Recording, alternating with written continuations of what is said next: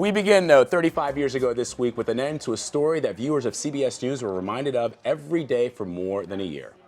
A new and daring element was disclosed today in the Iran crisis, which has held world attention for 87 days now. And that's the way it is. Tuesday, February 19th, 1980, the 108th day of captivity, the 222nd day of captivity, the 285th day of captivity, the 377th day of captivity for American hostages in Iran. Since it began in 1979, Walter Cronkite marked each day of the hostage crisis in Iran. 52 Americans were held for 444 days in Tehran after the U.S. embassy was overthrown during Iran's Islamic Revolution. The conflict would shape President Jimmy Carter's presidency and America's relationship with Iran. But on January 20th, 1981, the story focused on the deal to bring Americans home. It was a long and harrowing ordeal for the hostages, their families, and indeed the entire nation.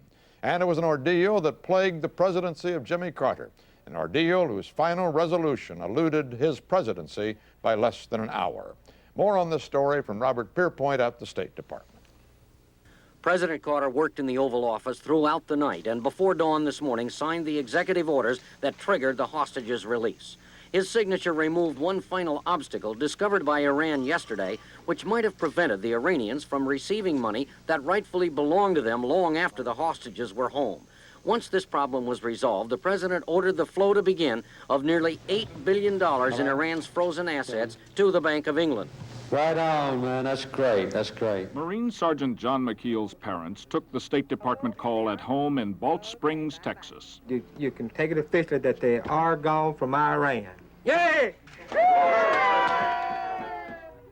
Barry Rosen's wife and children were at home in Brooklyn. What'd we just find out? That what? Please tell us. Daddy's coming home. Hooray! Yes. In Tampa, Catherine Koeb's parents went right out and replaced the now tattered American flag that had been put up the day the ordeal began.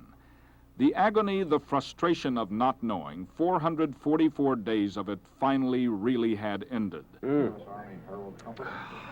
I've waited 444 days. And that's the way it is. Tuesday, January 20th, 1981, a day that began as the 444th day of captivity and ended as the first day of freedom for the American hostages in Iran. This is Walter Cronkite, CBS News, reporting from Washington. Good night. The hostages were flown first to Algeria, where they were greeted by cheering crowds. Then they continued to West Germany, where they would be met by former President Jimmy Carter, who had spent most of his presidency trying to free him.